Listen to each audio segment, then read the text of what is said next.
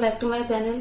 तो मैं आज अपने इस वाले वीडियो में आप लोगों के साथ मेरा आईआईटी कानपुर में material science and engineering department में जो पीएचडी का इंटरव्यू था उसका एक्सपीरियंस शेयर करने जा रही हूँ।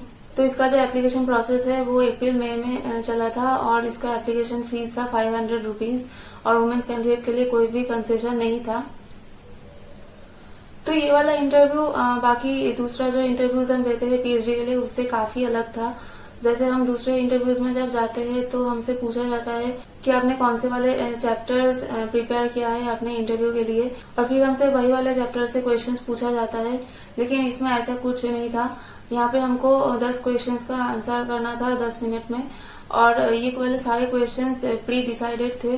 तो जो इंटरव्यूअर थे वो एक के बाद एक क्वेश्चंस पूछ रहे थे और मुझे आंसर करना था उनका। तो ये काफी एक रैपिड फायर राउंड के जैसा था और जनरली इंटरव्यू पैनल में एक से ज्यादा प्रोफेसर प्रेजेंट होते हैं, लेकिन यहाँ पे बस एक ही प्रोफेसर प्रेजेंट थे। तो मुझे सारे क्वेश्चंस तो अभी एग्जैक्टली याद नहीं आ रहे, जितना मुझे याद है मैं बस वही शेयर कर रही हूँ। तो पहला जो क्वेश्चन उन्होंने पूछा था वो था HCP में कितने इफेक्टिव नंबर ऑफ एटम्स होते हैं। तो ये वाला तो हम लोगों को केमिस्ट्री में पढ़ाया जाता है सॉलिड स्टेट वाले चैप्टर में, तो इसका आंसर मैं कर पाई थी। फिर उसके बाद उन्होंने मटेरियल साइंस से कुछ क्वेश्चंस पूछे थे जिनका आंसर मैं नहीं कर पाई। जैसा एक क्वेश्चन था कि हम क्रिस्टल का हार्डनेस कैसे डिटरमाइन करते हैं, तो ये वाला तो मुझे बिल्कुल भी पता नहीं था। ऐसे 2-3 और क्वेश्चंस थे मटेरियल साइंस से। फिर उन्होंने मुझसे कुछ मैथ्स के क्वेश्चंस पूछे थे। जैसे उन्होंने मुझे एक ग्राफ प्लॉट करने के लिए कहा था y इक्वल्स टू e⁻⁻x या फिर y equals to minus of e⁻⁻x। मतलब एग्जैक्टली तो याद नहीं, लेकिन ऐसा ही एक एक्सपोनेंशियल कर्व ड्रॉ करने के लिए उन्होंने कहा था। फिर उसके बाद एक और क्वेश्चन जो था वो है x² - 4x + 3 इक्वल्स टू 0। इसको आप सॉल्व करो।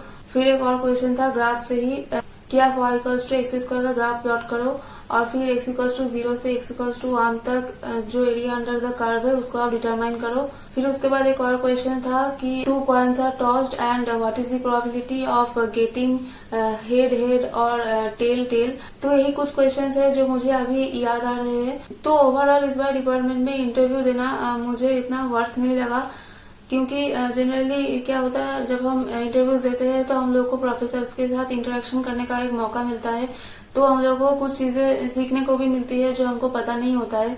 लेकिन यहाँ पे ऐसा कुछ नहीं था। मैंने एक बार प्रोफेसर से थोड़ी हेल्प मांगी थी, लेकिन उन्होंने कहा कि you will have to answer it by yourself. तो मतलब इंटरेक्शन तो बिल्कुल भी नहीं हुआ उनके साथ। तो जो क्वेश्चंस का मैं आंसर नहीं कर पाई थी मटेरियल साइंस के रिगार्डिंग, तो उन वाले क्वेश्चन का आंसर भी मुझे पता नहीं चल पाया। जैसे कि जनरली इंटरव्यू में प्रोफेसर्स आपको थोड़ा बहुत आंसर बता देते हैं कि अच्छा इस वाले क्वेश्चन का आंसर ये होता है, तो यहाँ पे ऐसा बिल्कुल भी नहीं था। और मुझे इस वाले इंटरव्यू से ज्यादा कुछ सीखने को भी नहीं मिला। जैसे दूसरे इंटरव्यूज में होता है कि आपका सिलेक्शन हो या ना हो, लेकिन आपको कुछ चीजें जरूर सीखने को मिल जाती है एक इंटरव्यू में अपियर करने से। तो ओवरऑल तो मुझे यही लगता है कि अगर आगे भी इसी पैटर्न में इंटरव्यूज लिया जाए एमएससी डिपार्टमेंट में, तो जो स्टूडेंट मटेरियल साइंस बैकग्राउंड से है बस वही अगर अपियर कर वो इस वाले इंटरव्यू को क्वालिफाई कर सकते हैं। लेकिन अगर आप दूसरे बैकग्राउंड से हो तो मुझे नहीं लगता है कि आपको इस वाले इंटरव्यू में अपियर करने से कुछ सीखने को मिल सकता है या फिर आप लोगों का यहाँ पे सिलेक्शन भी हो सकता है। क्योंकि देखो 10 क्वेश्चन है, तो अगर सिलेक्शन चाहिए तो आई थिंक आपको 8 to 9 क्वेश्चन का आंसर जरूर से करना होता है। लेकिन जो 4 to 5 क्वेश्चंस मटेरियल साइंस से पूछे जाते हैं उनका आंसर कर पाना तो आई डोंट थिंक कि पॉसिबल है अगर आपने इससे पहले खुद से कुछ पढ़ा ना हो मटेरियल साइंस के regarding. So that is it for this video. I hope कि मेरे इस वीडियो से आप लोगों को आईआईटी कानपुर का एमएससी डिपार्टमेंट में जो पीएचडी होता है वो किस तरह से लिया जाता है इसके रिगार्डिंग एक आइडिया मिल गया होगा। वहाँ का क्वेश्चंस का जो पैटर्न होता है वो भी आप समझ गए होंगे। और इससे आगे अगर आप लोग की कोई क्वेरी या सजेशन हो तो आप वो जरूर से कमेंट बॉक्स में बताएं, या फिर आप मुझे मेल भी कर सकते हो। मैं अपना मेल आईडी डिस्क्रिप्शन बॉक्स में दे दूंगी। और इससे पहले मैंने अपना आईआईटी कानपुर का केमिस्ट्री डिपार्टमेंट में पीएचडी का इंटरव्यू और आइजर मोहाली में पीएचडी का इंटरव्यू का एक्सपीरियंस शेयर करके रखा है। अगर आपने वो नहीं देखा है तो मैं उसका प्लेलिस्ट का लिंक भी नीचे डिस्क्रिप्शन बॉक्स में दे दूंगी और वहां से उसको चेक कर लेना। मिलते हैं अगले वीडियो में। Thanks for watching.